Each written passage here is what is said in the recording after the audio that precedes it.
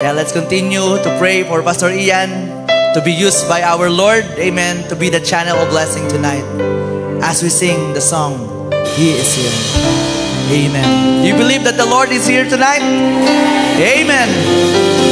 He is here. Hallelujah. He is here.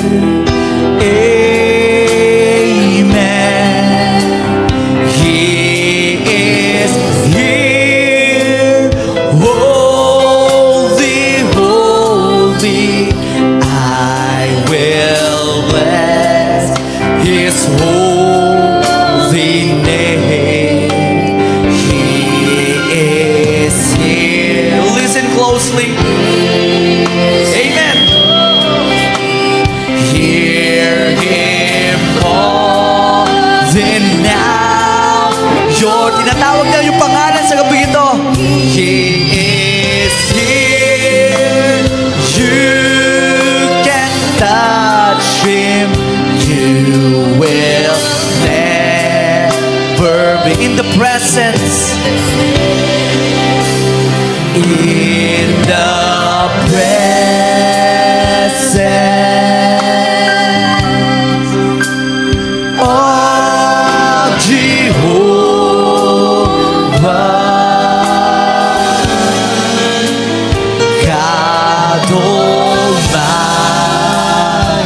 He is the Prince of Peace, the Prince of Peace.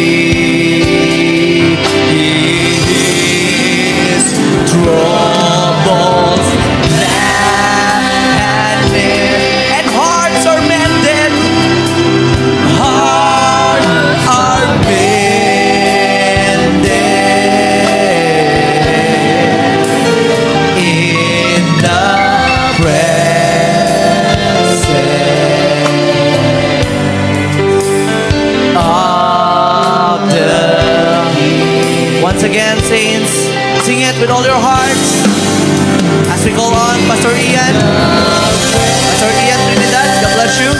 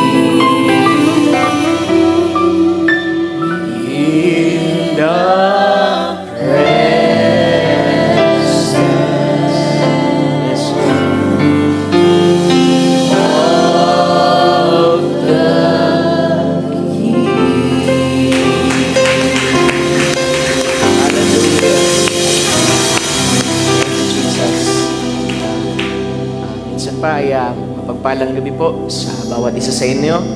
Binabati ko kayo sa pangalan ng ating Panginoon at muli salamat sa pagkakataong ito na makapaglingkod sa inyo at yan ay kagalakan mga kapatid para sa inyong malit na lingkod at Panginoon ang siyang makita natin sa gabing ito mga kapatid. So before we pray, basa tayo ng scripture mga kapatid. Book of John Chapter 1, verses 12 to 13, sabi dito, But as many as receive Him, to them gave He power to become sons of God, even to them that believe on His name. Next slide po. Saan daw? Which were born not of blood, nor of the will of the flesh, nor of the will of man, but the will of God. Amen. Next slide. 1 Thessalonians chapter 2, verse 13. For this cause also thank we God without ceasing, Because when ye receive the word of God, which ye heard of us, you receive it as not the word of men, but as it is in truth, the word of God, which effectually worketh also in you that believe. Ang Diyos ang patuloy na magdagdag ng pagpapala sa kanyang mga salita. Tayo yukod sa ating mga puso't manalangin. Amang banal na may-ari sa aming buhay, O Diyos na dakila sa lahat, Ikaw na Diyos ni Abraham, ang Diyos ni Isaac, ang Diyos ni Jacob, ang Diyos ni Jose at aming Diyos. Muli kami, Lord, narito sa gabing ito, nagpapasalamat sa presensya mo, Panginoon, sa amin mula sa pag-umpisa, sa awitan at patutuo at lahat. Dahil tunay, Panginoon, na ang pag-ibig mo, Panginoon, ay hindi po nagbabago, O Diyos, sa amin. Patuloy na ang biyaya mo'y bumabalong, Panginoon. At patuloy ka, O Diyos, na naghahayag ng iyong sarili, Panginoon, sa amin, ng iyong mga katangian. Kaya sa gabing ito, salamat sa pribilehiyo, Panginoon, na kami nilagay mo, Lord. Pagkat, Lord, marami kaming pwedeng gawin, Lord, sa gabing ito, but naglagay ka ng uhaw, Lord, sa aming mga puso. Desire, Lord, na makaparito dahil nasa isang dako lamang, Panginoon, ng pinanggagalingan, Panginoon, ng kalakasan namin, ng aming pananampalataya. Ikaw, O Diyos, sa gabing ito. Kaya we pray as we, Lord, consecrate, Panginoon, ang aming sarili sa ilalim ng iyong presensya. Mangusap ka, Panginoon. Buksan mo, Lord, ang aming puso't isip, ang aming pakinig. Pahiran mo, Lord, ang aming pong ang labi ng iyong malit na lingkod at ang tenga't puso, Lord, na makikinig. Nang sa ganon, Panginoon, ay pagpalain mo, Lord, ang iyong mga anak na umaasa sa iyo, Panginoon, sa gabing ito. Humihingi, Lord, ng kalakasan, humihingi ng katugunan, humingi ng provision, Lord, sa iyo sa gabing ito. At tugunin mo sila, Panginoon, ayon sa iyong pamamaraan at walang iba, Lord, sa iyong mga salita po lamang. Ingatan mo kami at ipadala mo, Panginoon, ang iyong presensya sa amin. At kami, O Diyos, ay manatili, Panginoon, na mamahinga, Panginoon, sa ilalim ng iyong presensya. Muli, Lord, kinukomit namin ang buong pangangaral na ito, Panginoon, sa iyo. At ikaw, Lord, ang siyang makita at maluwalhati sa aming kalagitnaan. Muli, Lord, lahat ay binabalik namin sa iyong dakil at matamis na pangalan, aming Panginoong Yesus. Amen and amen. Glory to God. Malaya na tayong makaupo, mga kapatid. Salamat sa ating Panginoon. At muli ay magandang gabi po. Pakasarap umawit sa ating Panginoon. May kung ano, mga kapatid, na pumapawi sa anuman ang ating kalumbayan, kalungkutan. Ang presensya ng Panginoon ay may kung ano, mga kapatid, na bagay na tulot sa atin na hindi po kayang ibigay ng sanlibutan. Diba? Sabi doon, peace, my peace I give unto you. Diba? Na hindi kaya ibigay ng sanlibutan. Amen. Salamat sa Panginoon. So sa gabing ito, nais kong mangusap sa mensaheng ito, the inward work of God. At may subtitle, mga kapatid, na when the word of God is received. Tulungan tayo ng Panginoon na may pangaral ito, mga kapatid. So, inward work of God, mga kapatid. Next slide po. Amen. Ayos ko na kagad mag-quote, mga kapatid, dahil maraming quote to. So, pinag-usapan natin kanina, thirst. Amen. Sabi dito, sa quote ng prophet, Testimony on the Sea, God made a man to thirst. And when He made his heart, He made him to thirst because He made him thirst after Him. And dare anybody to try to satisfy that holy thirst with the things of the world that was put in you to thirst after Him. Diba? Yung uhaw, mga kapatid, ay nilagayan ng Diyos, dinisenyo ng ating Panginoon para talaga mauhaw sa Kanya. Amen. At ang tao, mga kapatid, na marahil hindi pa nakakilala sa ating Panginoon o hindi alam ang salita ng ating Panginoon, meron din silang thirst. Diba? Marahil sabihin ko, binhi yun, pero hindi pa nakakilala sa ating Panginoon, may uhaw siya, tapos naibaling niya sa ibang lugar, mga kapatid. So, ito ang kahalagahan, mga kapatid, ng presensya ng ating Panginoon sa buhay ng bawat mananampalataya. Dahil once na yung thirst na hinahanap mo ay masumpungan mo sa presensya ng ating Panginoon, for sure, hahanap-hanapin mo na yun. Dahil wala nang bagay na kayang mag-fill in nun. Gaya ng sabi ni David, sabi niya dyan sa scripture, as a heart panted for the water brook, my soul thirsts after thee, O living God. Dahil yung uhaw, talagang alam mo, mga kapatid, ang uhaw, kaya ka nauuhaw, kasi meron ng isang bagay na nag-exist. Diba? Hindi ka pwedeng mauhaw sa isang bagay na hindi po nag-exist sa pasimula. Kaya sabi ng prophet, deep calleth unto the deep. bago pa nagkaroon mga kapatid ng dagat, ang isda mga kapatid na paglalagyan niya ng lugar mga kapatid ay meron na itong fin. Bago pa mga kapatid na sabihin natin, meron isang kwento doon, sabi niya may isang bata daw na mahilig kumain ng pambura. Kasi yung pambura may sulfur. Tapos nung namatay yung bata, chinek nila, may nandun yung sulfur. Kasi meron pala siyang pangangailangan na sulfur doon sa kanyang being. So, dito pa lamang mga kapatid sa quote ng prophet na ito, tinuturo sa atin na yung uhaw mga kapatid, walang ibang pwedeng pumatid din yan mga kapatid, maliban ng ating Panginoong Jesucristo. Diba? Kahit sabihin mo nga, mga mayamang tao na hindi mananampalataya, nasa kanila ang lahat, milyon-milyon, bilyon ng pera mga kapatid, pero meron silang uhaw na hindi pa rin mapatid-patid. Diba?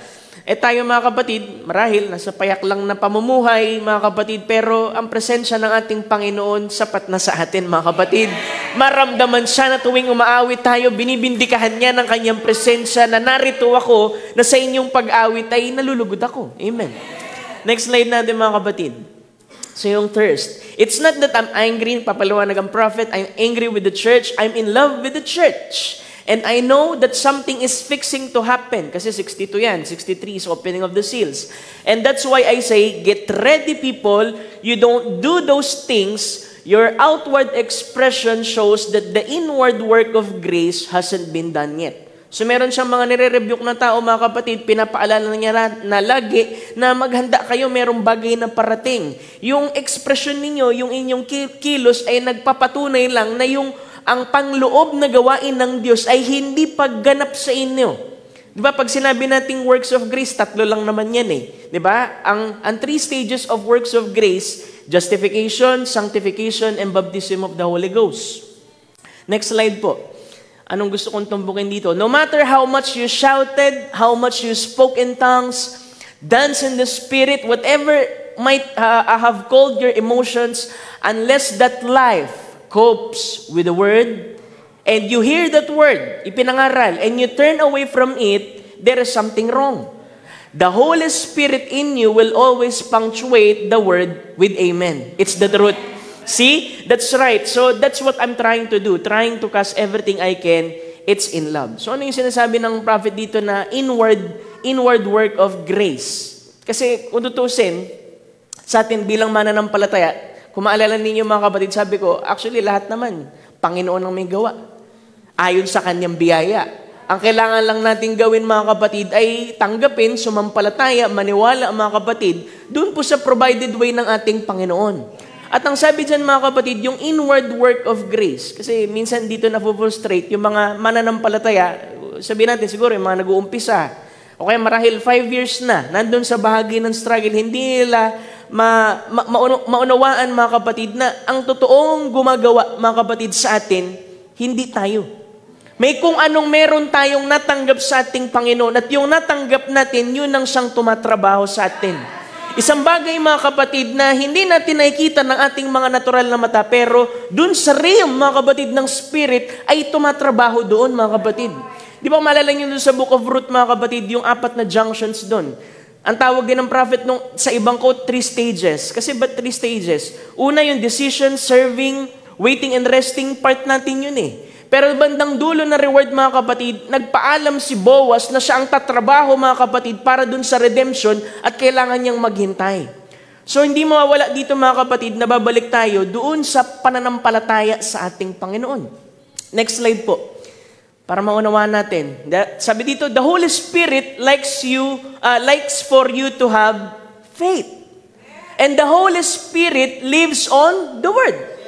That's the reason it gets so big in you. Kaya nga, mga kapatid, meron tayong kailangan tanggapin. Tapos merong bagay sa loob natin, mga kapatid, na, kasi ang sinasabi ng prophet, the Holy Spirit only feeds on the Word. So kung tinanggap mo yung salita ng ating Panginoon, magre-reside ang Holy Spirit doon mga kapatid. At ang sabi dyan, it stretches out when you receive the Word of God. So merong lumalago sa loob. Merong tumatrabaho doon sa loob. And when you receive the Word, sabi niya, it is written, man shall not live by bread alone, but by every word that proceeded out of the mouth of God. Kaya nga napakahalaga mga kapatid, nakakapakinig tayo ng salita ng ating Panginoon. Nang sabi doon, faith cometh by hearing the Word of God. Kasi hindi natin pwedeng baliin yung scripture. Na, hindi, pastor, nagbabasa naman ako. Okay, part mo yan. Pero sabi ng scripture, faith cometh by hearing. Sabi dyan, and when you put the Holy Ghost in you, you go to drinking in the Word and you begin to rise up in the faith.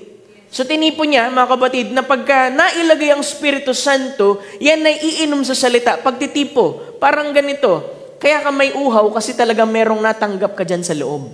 At yung nasa loob na yan, mga kapatid, ay laging mauuhaw at mauuhaw, mga kapatid, sa salita ng ating Panginoon, hanggang sa yan, mga kapatid, ay umabot po sa kasakdalan. Kaya minsan yung iba, nandyan sila, nakikinig sila, naglilingkod sa ating Panginoon, pero tumitigil. Huwag mong papatidin yung uhaw sa paraan ng pagbalikwas, mga kapatid, sa paglilingkod sa ating Panginoon, dahil ang inumpisahan ng ating Panginoon sa ating buhay, tatapusin yan, mga kapatid. Ang kailangan lang natin gawin, mga kapatid, maniwala, sumampalataya, mga kapatid, at patuloy na manginain sa Kanyang salita, dahil walang ibang paraan para tayo baguhin ang ating Panginoon, maliban dun sa Kanyang purong salita, mga kapatid. Hallelujah! Nanghihina kasi ako, pastor, manginain ka sa salita ng ating Panginoon. Diyan ka lang di mapapalakas, mga kapatid. Hallelujah! Next slide po, mga kapatid. So, He is the Word. Sino yung tinuturo niya? Ang ating Panginoon Kristo.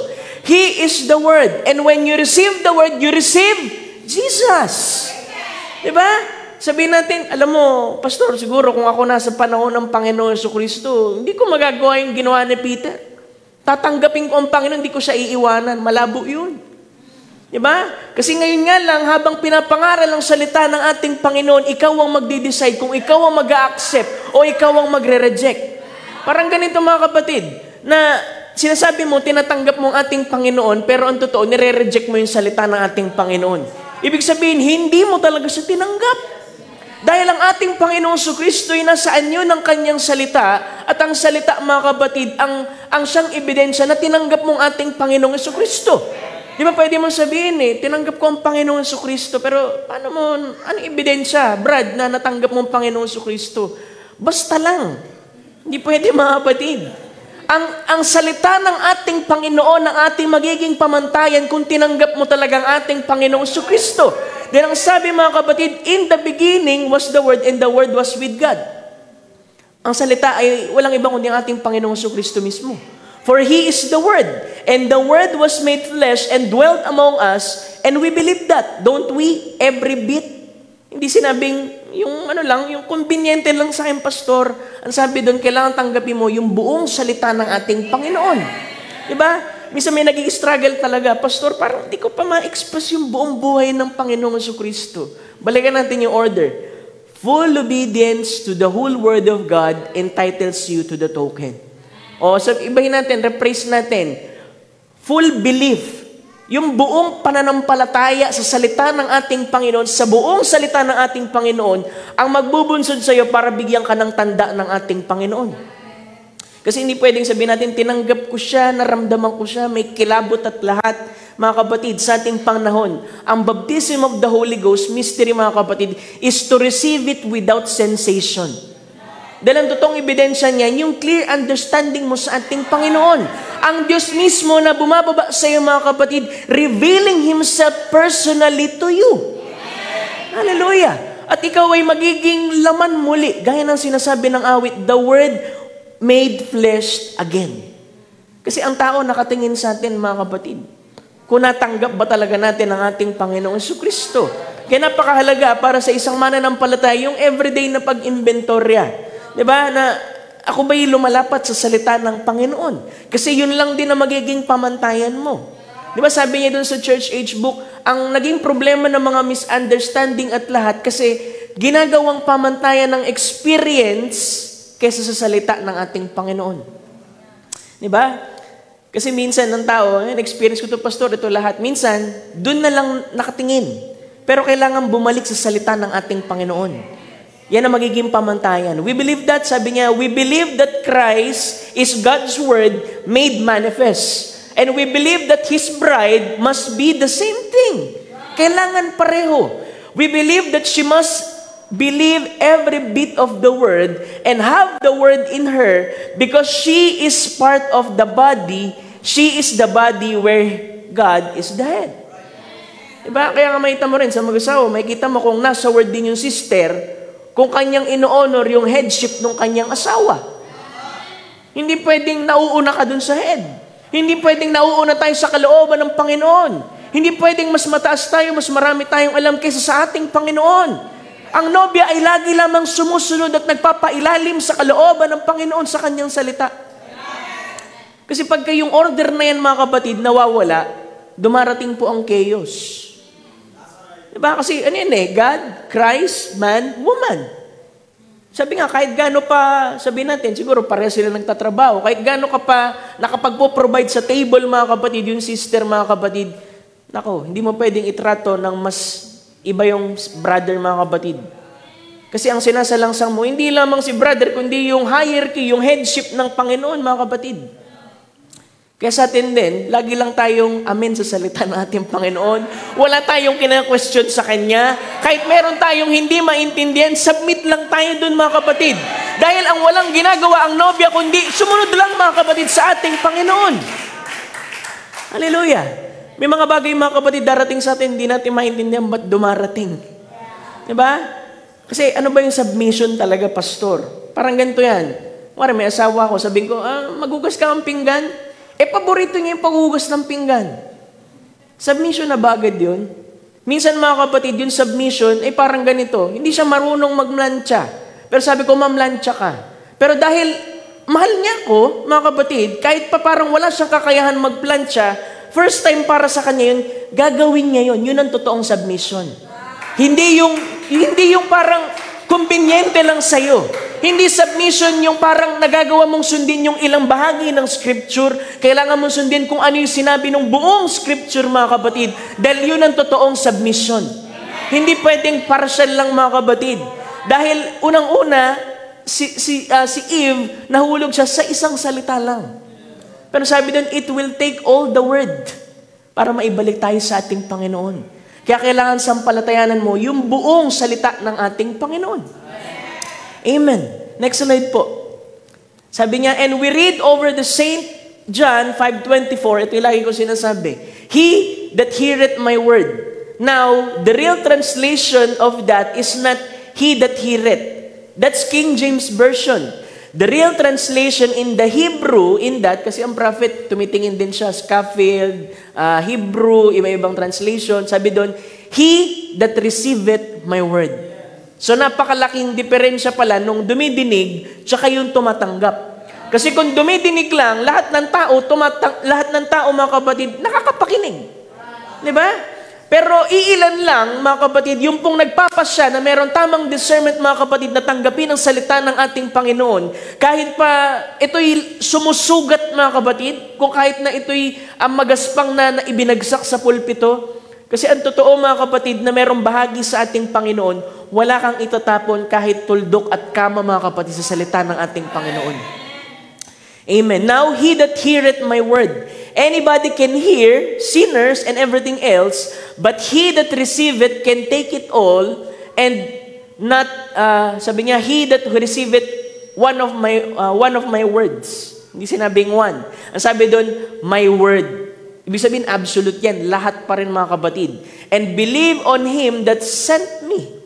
Diba? Babalik tayo dito, mga kapatid, sa pag-inventorya na lahat ba talaga ay sinasampalatayanan ko? Lahat ba ay pinaniniwalaan natin? Lahat ba ng sinabi ng propeta, mga kapatid, ay totoo ba nating tinanggap ito ng buo? Kasi doon lamang magkakaroon, mga kapatid, ng isang bagay, mga kapatid, na pagtrabaho sa buhay natin kung totoong tinanggap natin ito. Kasi iba nag-struggle sila, parang ba't wala pa rin, pastor? Babalikan mo. Paano mo tinatrato yung salita ng ating Panginoon? Paano mo siya tinanggap? Pinaniwalaan mo ba talaga siya? Next slide po, mga kapatid. Sabi niya, and when you receive the word, sino yung tinanggap mo? You receive Him. Everything He said do that you are willing and happy to do. Hindi yung parang kasi sinabi ni pastor, sinabi ni brother eh. Di ba dapat willing? Dapat happy na tinatanggap mo yung salita ng ating Panginoon. Kahit pa yan ay rebuke, mga kapatid, kung yan ay para sa ikabubuti mo, mga kapatid, tatanggapin mo at sasabihin mong tama ang salita ng ating Panginoon at mali ako. You submit, mga kapatid. Everything He said do, you are willing and happy to do. Di yung akasim ng mukha mo pag naglilingkod ka sa hati ng Panginoon. Diba? Ita mo, sabi ko nga, mahaba buhok, mahaba palda, lahat. Pero asim ng mukha, mga kapatid. Diba dapat masaya ka na naglilingkod sa ating Panginoon? Hallelujah. Alam mo yung sa junction ni Ruth, babalikan ko lang ng konti. Alam mo yung sa service niya, ang sabi dun pala, pagka kumukuha siya ng barley, alam niyo kung gaano karami yung nakukuha niya from mula pagsikat ng araw hanggang paglubog. Ang sabi dun ay 23 kilos. Sipin mo yun, babae, nagbubuhat ng 23 kilos, nagpapagalsa, hindi naman niya kaano-ano, binan niya lang, mga kapatid, pero ganun yung pag-ibig niya. Kasi meron siya, mga kapatid, na naunawaan at na-reveal sa kanya, ba't niya ginagawa yan? He that receiveth my word and believe on Him that sent me has eternal life and shall not go through the judgment but has passed from death unto life. Oh, what a promise. And when I see the token, I will pass over you. Diba? Sino yung gusto ng token? Yung fullness ng atonement, sabi ng message. Walang ibang daan para makuha mo yan, maliban lang sa salita ng ating Panginoon. Kaya minsan mag-isip ka, ba't kaya ito sila, brother, sister, ba't parang hindi pa rin nila nasusunod itong mga bahaging ito? Kasi hindi nila tinanggap ng buo. Diba? Bukod dun sa alam natin na may kapanahunan, diba? 10 taong ka na sa message eh. Tapos sabi mo, kapanahunan pa rin mga kapatid. Diba? Naniniwala naman tayo dyan mga kapatid. Diba? Kaya nga huwag kang titingin sa tao. Pag tumingin ka sa tao, mapapagod ka. Mga kapatid, pero kung tumitingin ka sa ating Panginoon, mga kapatid, kahit ano pang makita mo sa kaliwa, sa kanan, mga kapatid, magpapatuloy ka. Kasi unang-una, may kanya-kanya tayong dealing sa ating Panginoon eh. Diba? Leading and dealing sa ating Panginoon. At meron kang natanggap sa ating Panginoon. Next slide po. When God says anything, it's just as eternal as He is. It cannot fail. Alin, God's word yun eh. Jesus said, both heavens and earth will pass away, but my word shall never fail. Oh, certainly, it is certain, there's no uncertainty about it. Yung sasabi ko nakaraan na pinipili, sino bang lalapitan niya, si Lord ba o yung word? Isa lang yun eh. Diba? Yung halaga ng salita ng ating Panginoon ay kasing halaga ng kanyang salita. Kaya hindi mo pwedeng sabihin, mahal mong ating Panginoon, pero dinidinay mo yung kanyang salita. Dahil kailangan merong maging representasyon. Kaya nga ang Panginoon, dun sa Romans mga kapatid, sabi niya, paano maipapamalas, ay paano isi-share ang gospel kung hindi gagamit ang Diyos ng vessel? Kailangan niyang gumamit ng visible kasi invisible siya eh. Kung ano yung trato natin mga kapatid dun sa visible, yun ang trato natin dun sa invisible, mga kapatid. Kaya nga yung representation, laging ginagawa ng Panginoon yan eh. Di ba sa mana, binaba niya, sabi niya pag binaba mo yung scripture dun sa mana, ay ginawa ko yan para masubok ko sila. Kasi yung mana, ang representation ng mga kapatid, salita ng Panginoon. Bagamat merong instruction mga kapatid at merong material na tinapay mga kapatid, ang totoong kinain nila, pinartake nila, pinaniwalaan nila, yung instruction na binibigay ng ating Panginoon. Next slide po. Sabi niya, it might make you act strange when you receive it. Diba? Nung minsan nga mga kapatid, nung una ko marinig ang hymnals sa songbook, sabi ko, mga klasika, mga old song. Parang nahihirapan ka na, parang napaka-old naman ng mga awit na yan. Merong mga bagay mga kapatid, pagka tinanggap natin ang salita ng ating Panginoon, para bang kakatuwa tayo. Parang kakaiba ito dun sa nakasanayan. You might not act like you used to do, and that's one thing certain too. Paul said, the life that I now live, he must have to live a different kind of life once, and yet he was raised up religious. But he had a new kind of life. Kasi meron siya natanggap. Sabi niya, not me, but Christ living in me. See, he had to pass from one life to another. And just as certain as you receive the word of God in your heart, then you'll have eternal life, and you'll act strange, look strange, and be different than you were. Meron talagang senyales na merong kakaiba.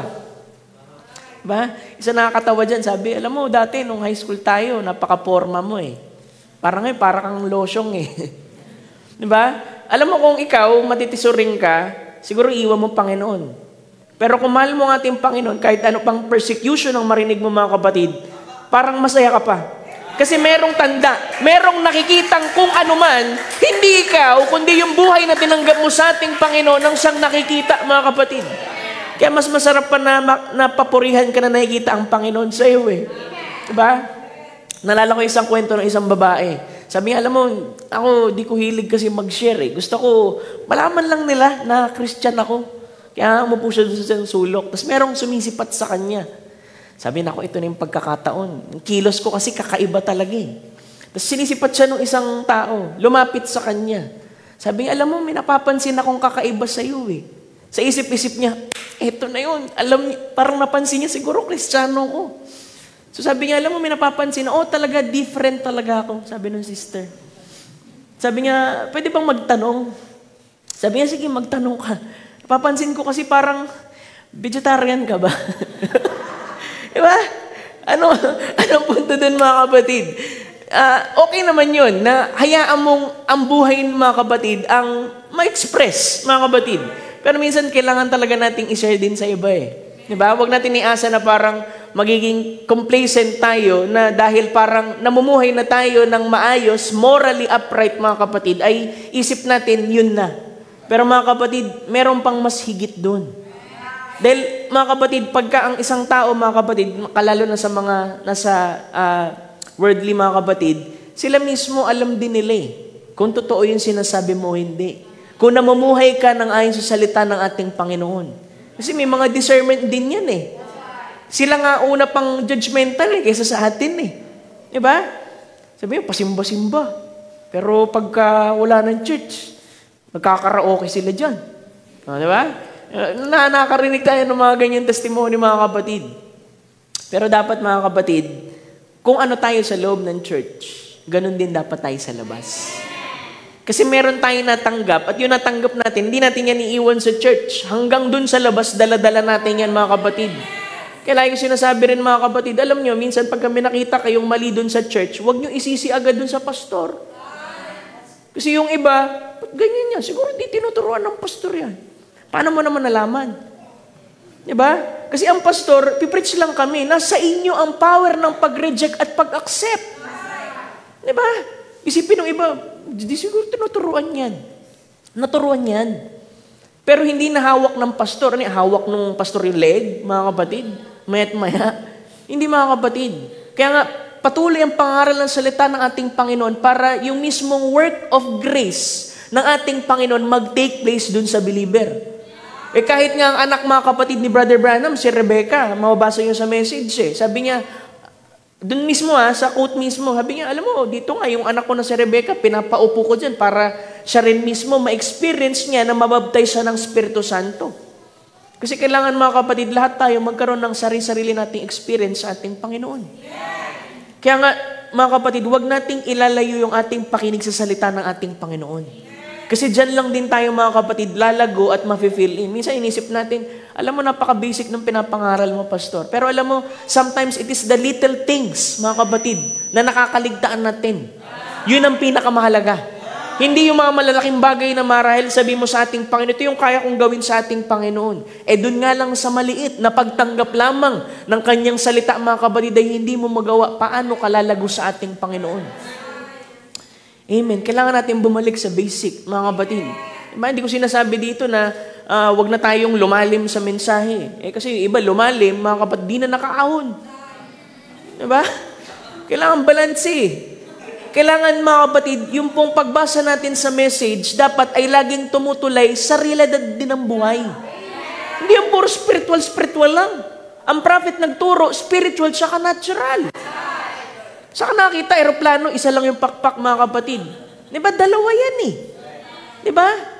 Kaya mga kapatid, kailangan maging balanse, mga kapatid. Next slide po, mga kapatid. Now, you come to God. Paano tayo lalapit sa ating Panginoon? Sabi niya, there's only one mediator and that's Jesus Christ. Meron lang isang tagapamagitan. Sabihin ng ibang hindi mature, huwag na palang, huwag na makinig kay pastor, diretso na lang kay Lord. Pero sabi niya, but the minister sent to preach the word. And you hear the minister come to God through the minister's message, and while the minister's preaching the Word of God, the Holy Spirit that's in your heart feed on the Word of God. So yung anointed na preacher, mga kapatid, nangangaral para manginain, mga kapatid, yung pong nakikinig. Kasi sinasabi lang lagi the Holy Spirit always feeds on the Word. Kaya merong pangangaral para yung ating uhaw dito, mga kapatid, mapunan. Minsan may magre-reklamo.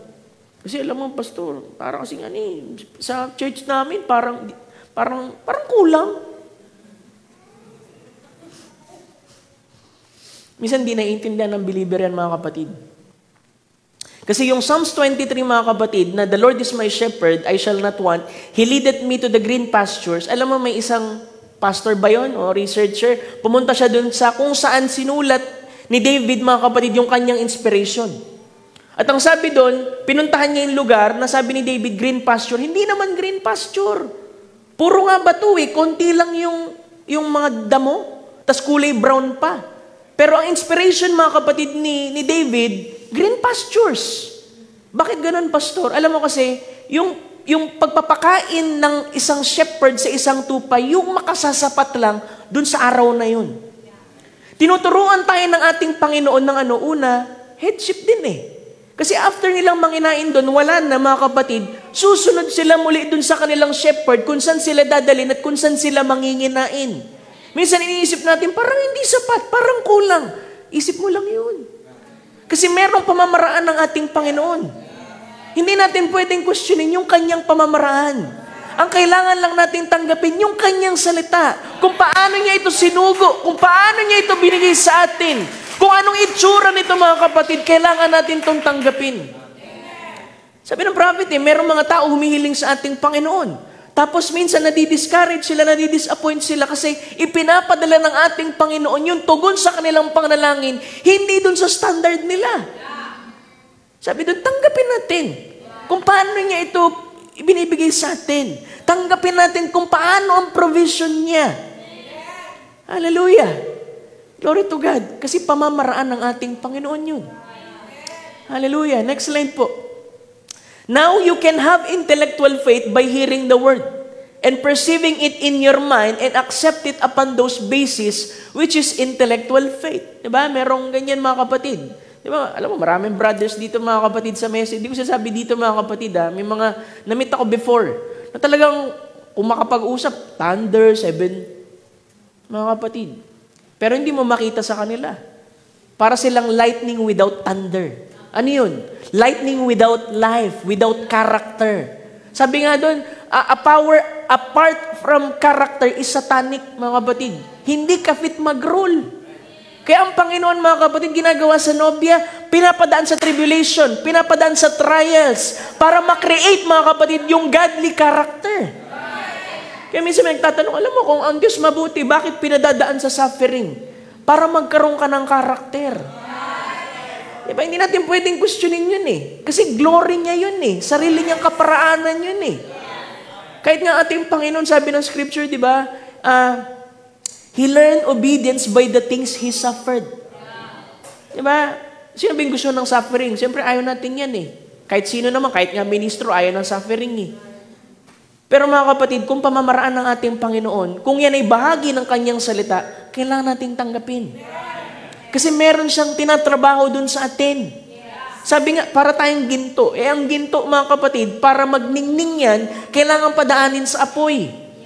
Hindi nga lang sa apoy, pinipit-pit pa Pinupukpuk pa. Para pastor, matanggal yung pyrite. Yung parang, sabi dun, pyrite is fool's gold.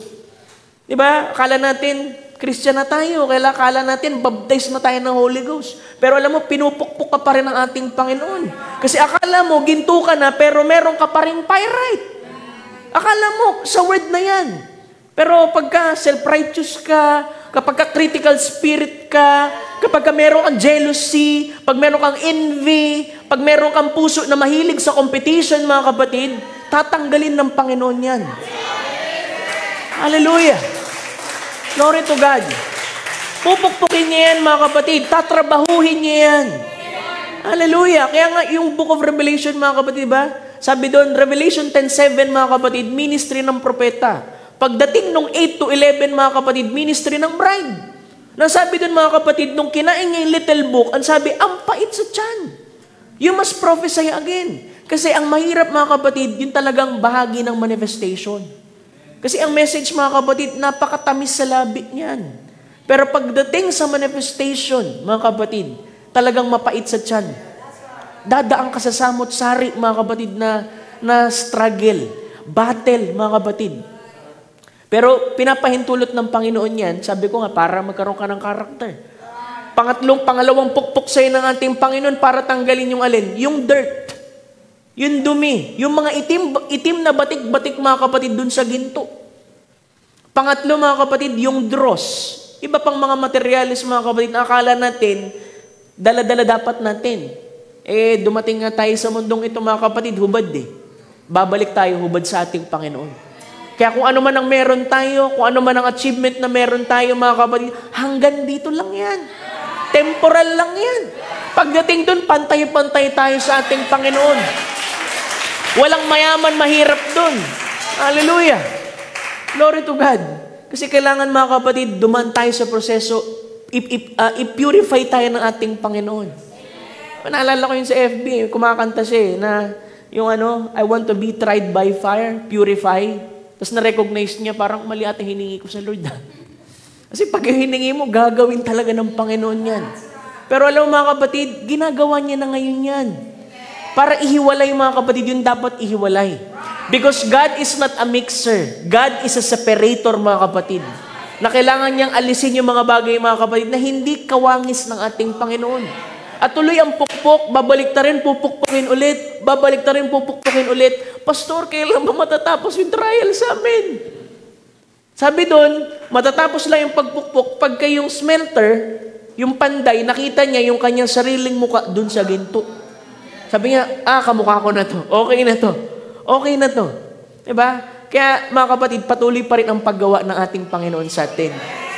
Huwag na tayo magtaka dahil naniwala tayo, sumampalataya tayo, merong tinatrabaho ang ating Panginoon sa ating loob. Hallelujah. Glory to God. Pastor, masakit. Masakit talaga, mga kapatid. Diba? Pero hindi talaga yung kalooban natin. Minsan doon mo makikita Kung gaano ka ka-mature na Christian, mga kapatid, minsan talagang titingnan ng Panginoon, gaano ka nagpapaubaya.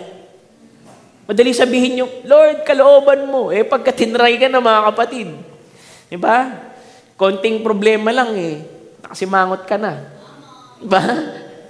Glory to God. Next slide po. Now, sabi niya, he's born again. He's born again, and from there comes forth his thoughts, his soul. Not from his mind, but from his soul. Something that tells him it's right when his mind say it's wrong. Yung kanina intellectual may pinag-usapan. And I hope you get it. You know it anyhow. Not what the mind says, what the doctor says, what your pastor says. Siyempre kung again sa salita ng Panginoon yung pastor na yan, you know it anyhow. It's in your soul. Kasi doon mo tinanggap yung salita ng ating Panginoon. Nandun nagre-reside yan, mga kapatid. Next slide. Amen. And when that soul is truly born again, you have Zoe. God's life, Himself in the man, that's the gospel to my thinking. Yan talaga yung totoong ebanghelyo, mga kapatid. Na meron tayong matanggap sa ating Panginoon para yun ang tumrabaho, yun ang ma-express, hindi po tayo. Yan lagi sinasabi rin Sabi ko, ano bang mahalaga? Yung reputation o character. Kasi yung reputation, gawa lang ng tao yun Pero sabi mga kapatid, your faith will produce a character. Sabi ng prophet yan. Kaya nga huwag kang bibitaw doon sa faith. Kasi para magkaroon ka ng character at masakdal ka, walang paraan. Kahit pa mag-ilang practice ka dyan, nakamayan mo si sister, brother ng maayos na nakangiti. Kung hindi ka trabahuin ng ating Panginoon doon sa kaloob-looban mo mga kapatid, hindi ka magkakaroon ng character. So kailangan mo manatili sa pananampalataya sa ating Panginoon. Next slide po. Now, sabi niya, gospel is not going out and teaching the Bible. Hindi daw yan lang. That isn't the gospel. Sabi niya, it is written in the scriptures that the gospel didn't come through just word only, but through the power and demonstration of Holy Spirit. Di ba? May dalawang scripture niyan. The gospel, that is the word. But the letter kill it and the spirit give it life. Kaya nga hindi lamang tayo basta, alam mo yun, fundamental believers ng message. Sabi ng prophet, kailangan fundamental ka, tsaka Pentecostal ka. Kasi yung fundamental, mga kapatid, alam mo yung scripture, alam mag-quote, pero walang pananampalataya.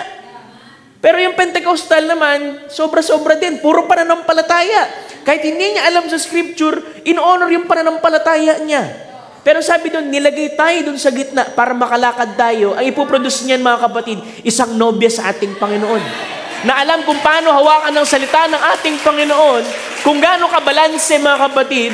Dahil ang totoo, mga kapatid, ang message, mga kapatid, dumating kasi sa Pilipinas, hindi naman talaga kompleto pa kasi wala pang the table nun eh.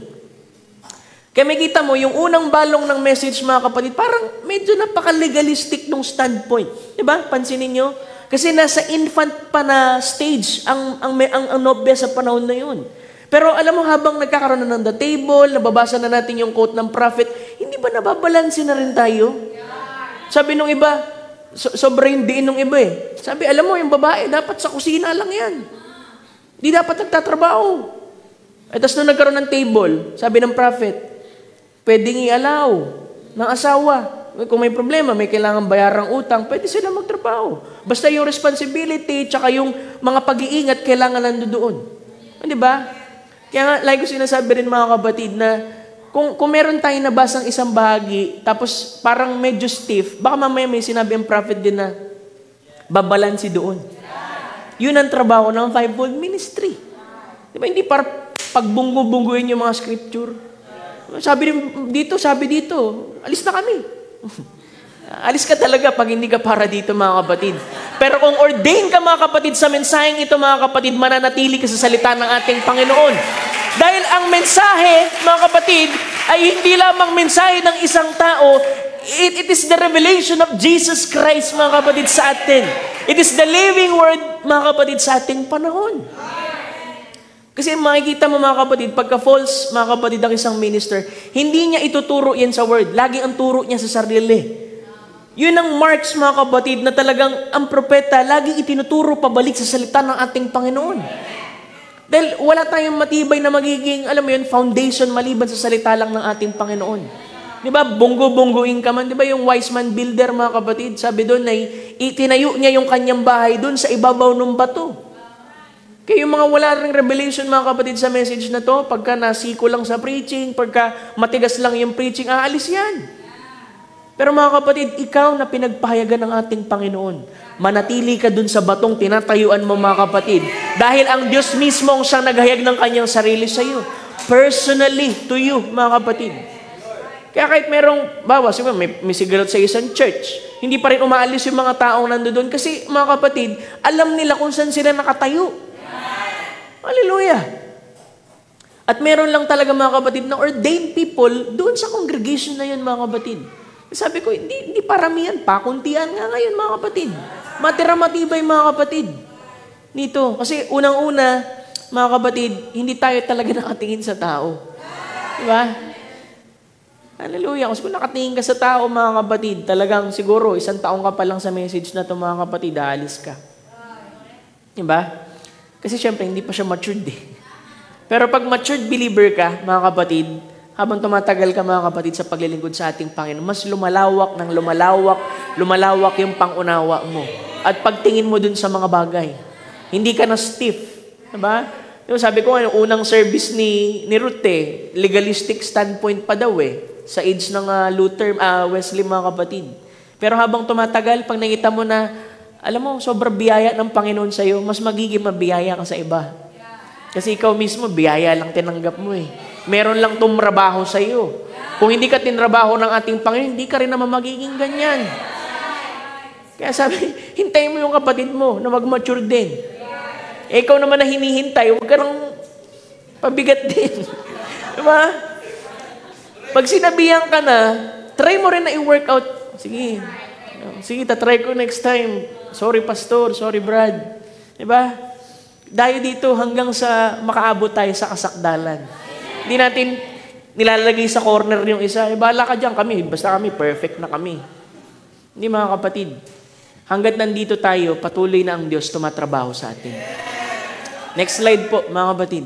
Sabi, now, seed was laying here in the pulpit. It's just a seed. Pag may binhi lang yan. Sabi ng scripture, di ba? Unless yung seed mamatay, di ba? It abided alone.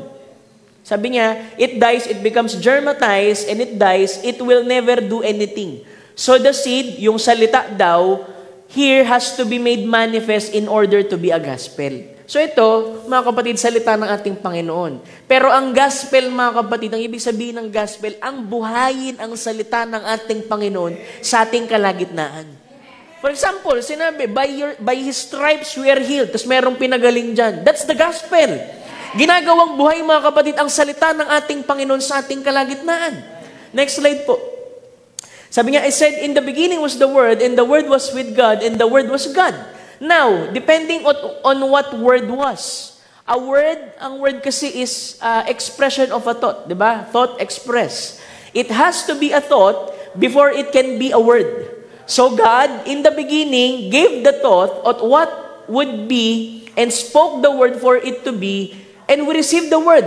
And it produces what God thought it was, and the word is the gospel in seed form. Sabi niya, ang salita is a thought express. So kung merong thought ng ating Panginoon, sa dulo niyan, meron siyang hinihintay na talagang manifestation nito.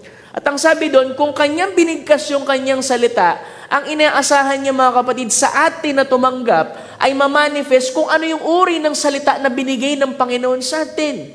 Hindi ba kayo nagpapasalamat kung sinasabi natin, tayo'y galing sa Diyos, tayo'y babalik sa Diyos? Na kung tayo'y binhi ng ating Panginoon, walang sala, mga kapatid, na mangyayari na imamanifest mo ang uri ng binhi, mga kapatid, at pagiging binhi mo sa ating Panginoon.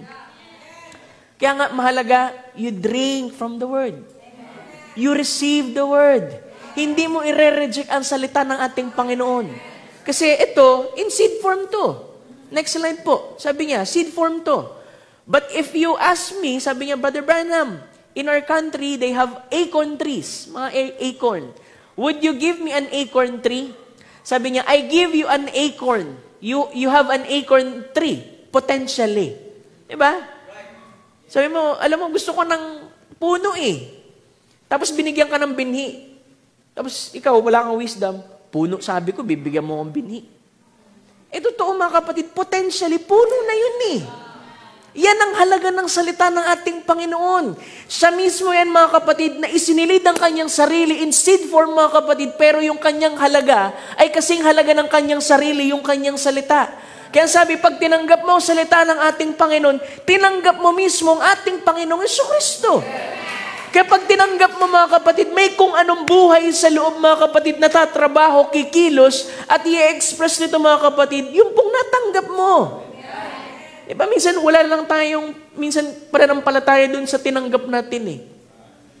For example, teaching. Hindi ka naniniwala dun sa teaching na pinipreach, o kaya pangangaral na pinipreach. Ano magiging buti sa'yo nun?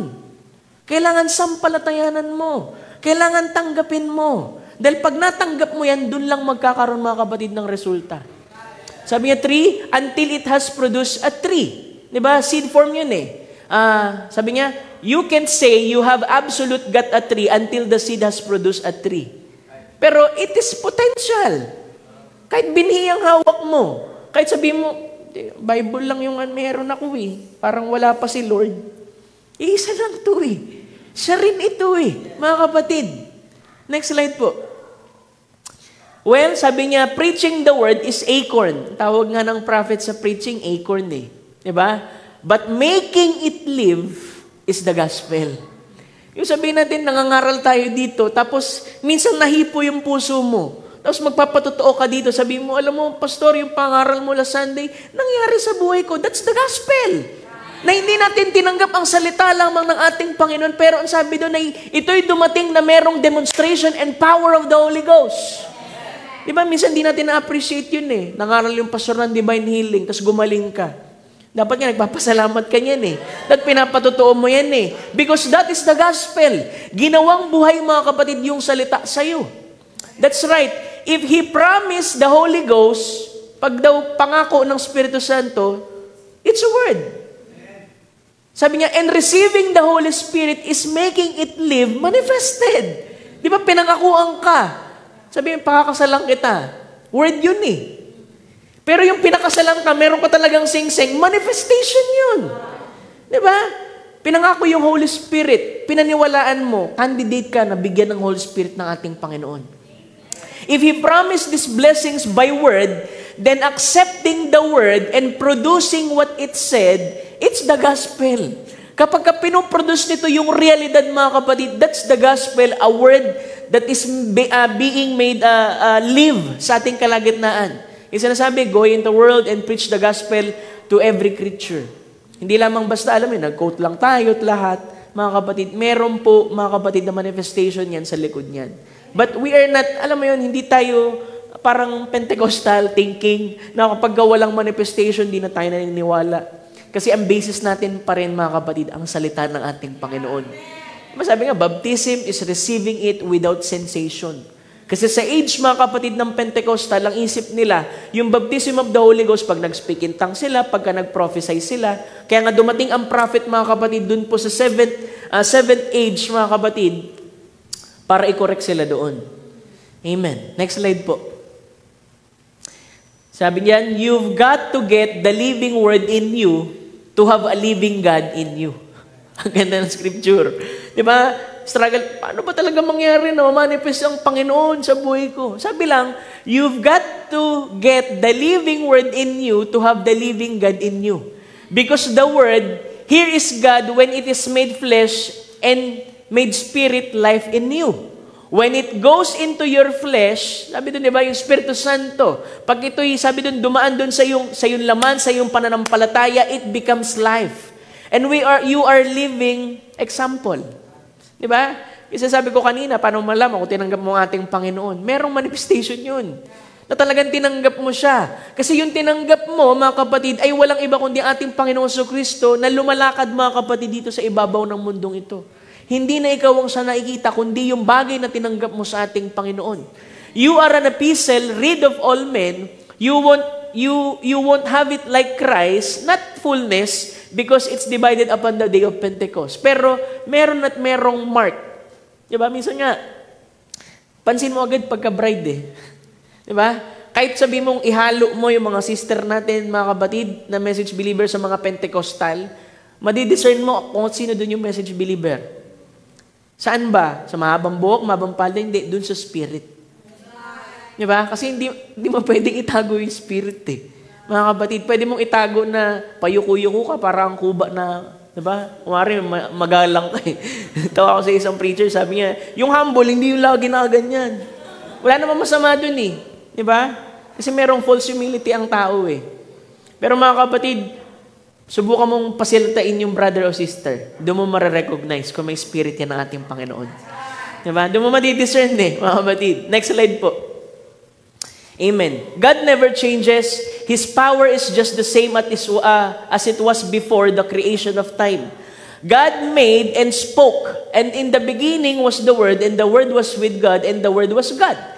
That's in the beginning, the Word, yung salita.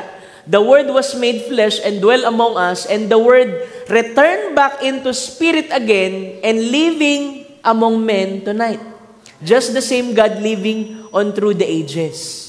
Kasi diba sa ages, ang Panginoong Jesucristo, ang ministry niya, Son of God ministry. Bakit Son of God ministry? Kasi magmi-minister siya dun sa first church age hanggang dun sa seventh church age. Kasi yung una niyang form is Son of Man. Kaya nga mga kapatid, yung pong spirit, sabi ko kanina, yung word returned back into spirit again and living among men, just the same God living through the ages. Yan talaga yung marks, mga kapatid, yung pong spirito ng ating Panginoon. Ngayon, ganito mga kapatid, paano ba talaga dapat tinatanggap ang salita ng ating Panginoon? Sa pinakamababaw na pamamaraan. Parang ganito, may sira yung bahay mo, yung mga tubo, so kailangan mo doon, tubero. Diba? So ngayon, tatawag ka ng tubero. Ngayon, kumatok. So syempre, kahit sabihin, nakita mo tubero eh. Pag ba nakita mo na yung tubero, sabi mo, ay, tubero, okay na. Sira pa rin yung tubo mo dun eh. Di ba, hindi pwedeng narinig ko eh. O kaya parang, ang ganda ng message siya. Kailangan tanggapin mo. Kailangan mo siyang papasukin. para magawa niya yung kanyang trabaho na ayusin yung mga sirang tubo. Diba? Tapos pinapasok mo. Kaso ang ginawa mo, pinapasok mo lang ng bahagya. Ibig sabihin, tinanggap mo lang partial. Diba sabi ng prophet, merong 3 rooms sa isang bahay. Sabi doon, merong living room, merong kitchen, merong room. Yung personal room mo. Diba, pagka-close mo, mga kapatid, talagang dinidiretso mo agad sa kusina. Ayan dining kain ka muna. Pagka hindi mo close, hanggang doon lang sa sala. Sabi mo, kain ka, pero sa loob-loob, ayaw pakainin. Kasi hindi mo close Diba? Pero ating Panginoon Kristo, saan yun ang kanyang salita, mga kapatid? Kung gusto mo talagang may mangyari sa buhay mo, papasukin mo siya. Papasukin mo siya. Yung salita ng ating Panginoon. Dahil nga, tubero siya. Kailangan niyang gawin yung kanyang trabaho. Hindi mo kayang ayusin kasi hindi ka tubero. Kaya minsan napo-frustrate tayo. Ito yung salita Meron naman akong yabe, pero ba't di ko maayos? Kasi hindi ka tubero. Bayaan mong salita ng ating Panginoon ng kumilos sa iyo. Tumrabaho dun sa mga bagay na mali sa iyo. Mga bagay na sira, mga kapatid, sa buhay mo. Ang ginawa mo, pinapasok mo lang ng bahagya. Di ba sabi nga doon, ang ating Panginoong Kristo, inimbitahan pero hindi welcome. Parang pagpapasok lang ng bahagya. Tapos pinaupo mo doon. Tapos nandun ka din, 1 oras ka din. Kuya, hindi pa rin nagagawa yung tubo Diba? Ang kailangan mong gawin, sabihin mo, ito kasi yung sira Ano yun? Confession. Lord, ito yung mga bagay na sira sa akin, Panginoon. Trabahuhin mo po, Panginoon. Hayaan mo siya, dalhin mo siya dun sa mga bagay na sira sa buhay mo para siya mismo yung gumawa, mga kapatid. Hallelujah. Glory to God. So, ginagawa nung iba, pag may tubero, minsan merong makikinig ng salita ng ating Panginoon, tapos mas marunong pa dun sa pastor Diba? Sabi doon sa tubero, ito kasi yung sira dyan ito. Teka lang, hayaan mo yung tubero, trabaho niya yan. Trabaho ng Panginoon kung ilan yung sira sa iyo, kung nasaan yung sira. Kasi siya yung creator, mga kapatid. Dalin mo lang siya doon sa mga bahagi, mga kapatid, na hindi mo kaya sa sarili mo. Dahil siyang tatrabaho, mga kapatid. Ginagawa ng iba, dinala nga. Tapos sabihin, alam mo kasi yung tagas namin dyan, 2 lang Sabi ng tubero, hindi, 5 nakita ko. Hindi, 2 lang. 5 nakita ko. 2 lang. Pag nakita ng Panginoon, ganito karami yung mali mo, mga kapatid, confess mo sa ating Panginoon. Diba? Hindi mo sabi mo, ito lang yung mali sa akin, Lord. Ito lang yung mali sa akin, Brad. Ang Panginoon ang nakakaalam. Kaya mo siyang, dalhin mo siya doon. Papasukin mo yung salita. Dahil may kapangyarihan ng salita ng ating Panginoon, tumrabaho, mga kapatid. Hayaan mo yung inward work of grace, mga kapatid, ang gumawa, mga kapatid, sa iyo. Tumigil ka na doon sa pag-struggle. Sumampalataya ka lang. Sabi mo, yes, Lord. Amen. Naniniwala ako, Panginoon. Hallelujah. At pag tumatrabaho siya, huwag kang daldal ng daldal. Ano ibig ko sabihin? Pag nagtatrabaho siya sa buhay mo, hintayin mo. Diba? Sabi mo, tagal na maayusin yan. Lagi na lang akong nagkakamaligan, lagi akong titisod dito. Hindi pa siya tapos sa'yo. Tinatrabaho niya pa, mga kapatid. Hinahanap niya pa yung ilang pang mga butas doon. Dahil gusto niya, pagka pumasok siya sa'yo, mga kapatid, ayusin niya lahat ng bagay na sira, mga kapatid. Pag lumabas siya doon, bagong tao ka na sa ating Panginoon. Hallelujah! Glory to God. At nandun ka, magpapasalamat ka sa Kanya kasi ginawa niya lahat. Kasi sabi ng prophet, minsan, pagka sobrang tagal na natin sa paglilingkod sa ating Panginoon, sabi doon, alam niyo ba, meron tumatagas sa atin. Di ba may quote? Sabi niya, pagka nawala na yung kagalakan mo, dapat kang tumakbo sa ating Panginoon. At sabi mo, Lord, it's leaking out, Lord. Nawawala na yung dating pag-ibig na nararamdaman ko. Ito, pero siya. Kaya niyang ayusin yun. Kailangan natin humingi ng tulong sa ating Panginoon pag alam natin talagang hindi natin kaya. Kasi in the beginning, hindi talaga natin kaya, mga kapatid.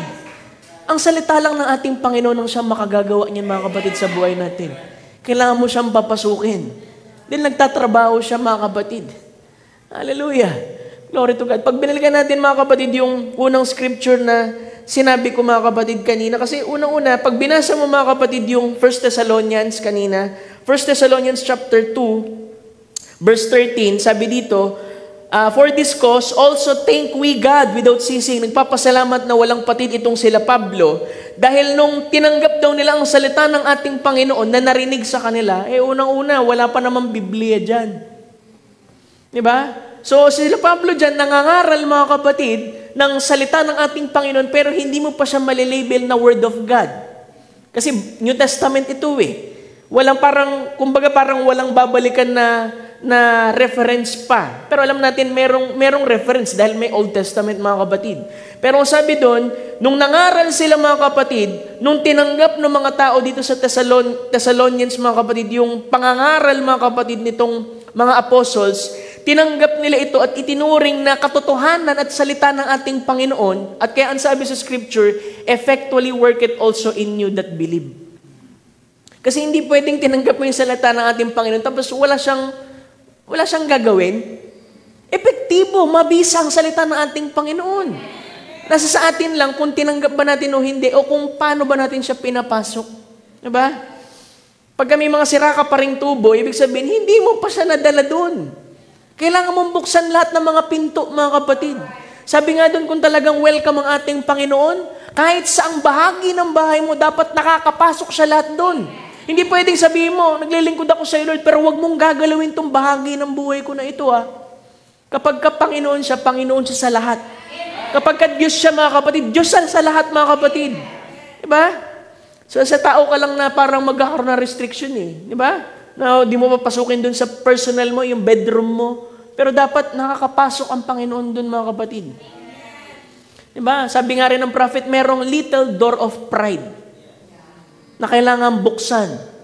At alam mong ang Panginoon magdala ng walis doon, tanggalin lahat ng uri ng mga pride. Kasi ang pride, mga kapatid, maraming muka yan. Diba? Yung complex na tinatawag, mga kapatid. Diba? Akala natin, mga kapatid, sabi ko nga nung last time, sabihin sa'yo, alam mo, ganda ng boses mo. Pangit ng boses ko. Hindi. False humility, diba? Pero alam mo, maganda ang boses mo. Diba? Minsan nahihiya ka lang diba? May mga taong ganun nahihiya lang na paano tumugon sa compliment. May ganyan sakit din ako Minsan sige. Hallelujah. Pero mga kapatid, dapat laging bukas yung pinto natin sa ating Panginoon.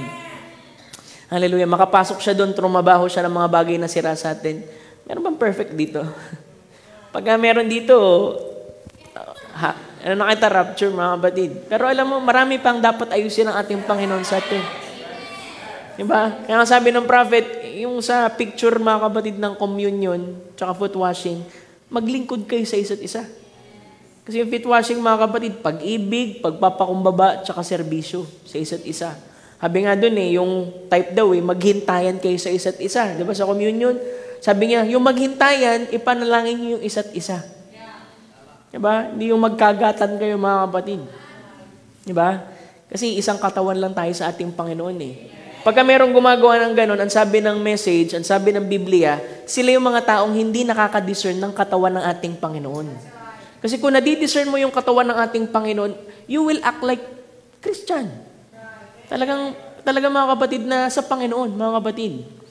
Glory to God. Next slide po. Nawala na ako sa... Amen. Salamat sa ating Panginoon.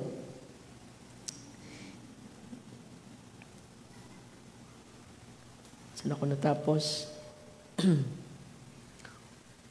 Ayan. You've got to be a living word in you, to have a living God in you. Because the word is God. Next slide na po tayo. Ayan. Next slide po. Ayan And His word tonight is just as effective in the heart of a believer as it was when it was spoken in the beginning. Kung gaano ka-epektibong binigkas ng ating Panginoon na sabi niya, let there be light. Di ba nagkaroon? Ganon din yung uri, mga kapatid, ng salitang tinatanggap natin. Kung gaano siya ka-epektibo noon, hindi siya nagbabago. Siya pa rin yan. Kaya niya pa rin gawin, mga kapatid, yung mga bagay, hallelujah, na hindi kayang explain ng siyensya o hindi kayang gawin ng tao. Hindi siya nagbabago. Gusto ko makita niyo dito yung halaga ng salita ng ating Panginoon. Yung salita at ang Panginoon, iisa lang ang halaga niyan. It never varies from its course. It will move on. It's a constant relay, like a chain. And through all ages, God has always had someone that He could trust and work through. God's always had an outlet on the earth. Tao tinutukoy niya dyan. Always. Sometimes it got down to a very few people. But He's never been without a witness, someone that He could witness to. Tayo yun, mga kapatid. Tayo yung tinatawag na word bearer, mga kapatid. Yung tinanggap natin, huwag nating isipin na, ano lang to parang word lang. Hindi, ang effectivity niyan, mga kapatid, pareho kung paano niya ginawa sa simula, mga kapatid. Next slide po. And when the divine promise is made, God is solely under oath and obligation to take care of any of His promises. Ang ganda ng quote. God is worth no more than what His word is worth. Hindi siya pwedeng humigit sa kanyang salita. Kasi yung kanyang salita, tsaka siya, pareho lang yun. If that word is not effective, then God is not effective. Pero alam nating epektibong salita ng ating Panginoon. Maraming beses niya nang pinatunayan sa ating kalagitnaan. Kahit pa nga napakaliit ng ating pananampalataya, ibinubuka ng ating Panginoon yung ating mga mata para makita na gumagawa pa rin siya sa ating kalagitnaan. That is God. Sabi niya, do you believe it? It's God. The Bible said, in the beginning was the Word. Binabalik niya dun. And I'm worth no more than my word, and you're worth no more than your word. Kaya mga kapatid, yung salita sa atin din, syempre, for example, ganito, yung nakausap mo sinungaling. Kahit anong sabihin niya, syempre walang halaga sa iyo. Kasi alam mo yung salita niya, kasing halaga niya. Pero ang ating Panginoon, sabi doon, God is not a liar. Tumutupad siya sa mga pangako niya. Hindi siya magpaliban sa kanyang pangako. Ginaganap niya yan, mga kapatid. Kasi yung halaga ng kanyang salita ay siya rin. Kapag hindi niya ginanap yun, mapapaya siya. Kaya mga kapatid, sabi doon, meron siyang isang bagay na hindi kayang gawin. Ang baliin ng kanyang salita, mga kapatid. Kaya pagka binigkas niya, mga kapatid, ang pangako, mga kapatid, dito sa Biblia, asahan ninyo, magiging ibanghelyo yan, mga kapatid, na bubuhayin ng Panginoon sa ating kalagitnaan. Amen. So makikita natin, paano na natin itatrato ang salita ng ating Panginoon. Hallelujah. Glory to God. Next slide po. Watch the order of the word, and you shall receive it, shall have it. First, you believe you've got it, and it will be given to you. Diba? Kasi hindi tayo naniniwala, ibibigay ba ng Panginoon na hindi? Hindi talaga ibibigay yan. Kasi nag-aalangan ka. And when you come, make your confession, believe God, believe that He will do it, and He's under obligation to do it. Kasi merong umaasa, mga kapatid, dun sa halaga ng salitang tinanggap mo. At kapag hindi nangyari yan, mga kapatid, syempre, parang ganito yan parang pag hindi niya tinupad, masisira siya.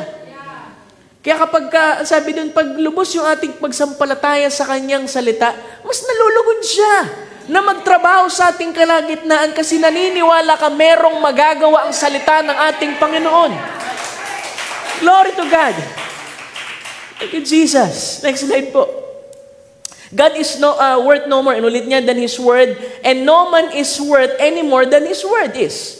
God is infallible, hindi nabibigo. He cannot lie, nauna na. His word is true. We just accept Him by His word and believe it. It's got to happen. Kailangan mo lang maniwala, sampalatayanan, tanggapin. Ilagay mo siya dun sa mga bahaging kailangan magtrabaho ng salita ng ating Panginoon. Hindi ka kailangan magtrabaho. Hindi ka pinanganak para maging tubero. Hayaan mo, mga kapatid, yung salitang tinanggap mo, mga kapatid, ang siyang tumrabaho sa iyo. Sa ganyang paraan, may kita na natin, ganito pala yung halaga ng salita ng ating Panginoon. Ganito pala ang magagawa niyan sa buhay ng tao, mga kapatid. Next slide po. Hallelujah. God is worth no more. Ulit niya lang, His word is no good when He is no good. If your word, sabi niya, if you put no confidence in what you say, you're no good. Kaya mahalaga yung pagtitiwala, mga kapatid. But you're just as good as your word is. And God is just as good as His word is. And I, as a Christian believer, I believe that this Bible is inspired. And it is written by the Holy Spirit. And it is infallible word of God. God is under obligation to His word. Tsaka saan? To the believer that will accept His word.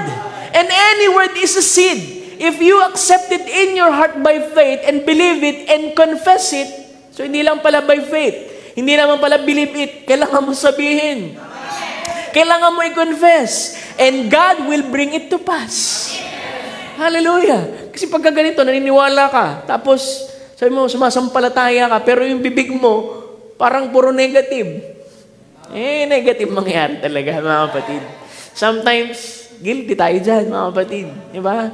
Sabi na, niniwala sa salita ng Panginoon, pero paano niya gagawin yan? Diba? Dapat maging inspirado ka. Nasampalatayanan ng salita ng ating Panginoon. Tanggapin mo as is. Dahil yung tinatanggap mo, hindi lamang salita, ang Panginoong Jesucristo yan. Next slide po. Amen. It will never fail. Ang salita ng ating Panginoon. Diba? Heaven and earth shall pass away, but my word will never pass away. If it fails, then God can fail. Cause no man any better than His word. Binabalik dun sa halaga ng salita. I'm no better than my word, neither you are. You can take my words, have nothing to do with me, because I'm no good. I'm just as good as my word. And God's just as good as His word. Yun yung kanyang halaga. Mga kapatid, kung nakita natin merong mga sinasabi ang Panginoon na kaya niyang gawin, kaya niya talang gawin yan. Diba? Yun yung kanyang halaga eh. Hallelujah. Next slide po. If I can take His word, I can have nothing to do with Him. Diba? Kung di mo naman siya sasampalatayanan, wala talagang magagawa ang salita ng ating Panginoon. So if His word is right, He's right. This is Him. Just as fruit of God placed on paper. Diba? Bunga ng Panginoon mismo na inilagay, isinilid dito mga kapatid sa papel, siya mismo yan. And you receive it spiritually in your heart and believe it, it will materialize and bring just exactly what God said it would do. Every seed will bring its kind. Diba? Sabi niya, fruit of God to ito. Pero merong materialization yan, mga kapatid. Pagka pinaniwalaan mo spiritually in your heart, you believe it, magmamaterialize, it will bring to pass, mga kapatid. Next slide po. Yan. For the word of God is quick. Diba? Sa Tagalog, buhay. Tsaka, mabisa, mga kapatid, powerful, and sharper than two-edged sword, piercing even in the dividing asunder of soul and spirit, and the joints and the marrow, and the discerner of thoughts and intents of the heart. Kung mapansin niyo yung scripture na yan, mga kapatid, binanggit dyan, mga kapatid, soul, spirit, tsaka body. Soul, spirit. Yung joints and marrows, katawan niya ng tao eh. So, hindi lamang, alam mo, yung salita ng ating Panginoon, kaya lang kumilos sa kaluluwa. Hindi lamang yan kayang kumilos sa spirito. Kahit sa katawan, kumikilos ang ating Panginoon. Ramdam mo nga yan, divine healing eh. Mga kapatid, di ba? So, ang salita talaga ng ating Panginoon, buhay, mabisa, at matalas. Kasi matalas, kaya niyang gumawa sa atin, mga kapatid. Glory to God. Siguro, dito na ako magtatapos, mga kapatid. Yan na po yung huling slide. Salamat sa ating Panginoon sa gabi ito. Pauman din sa pagtatagal, mga kapatid. At ang Diyos ang patuloy, mga kapatid, na papasukin niyo sa inyong puso. Pagtrabahuhin, mga kapatid, yung salita na inilaan ng Panginoon sa atin dahil gustong-gusto niyan, mga kapatid, na laging gumawa, Lord, sa ating buhay, mga kapatid. At nais ko na ibalik sa ating pong MC. Palain kayo ng ating Panginoon. Amen.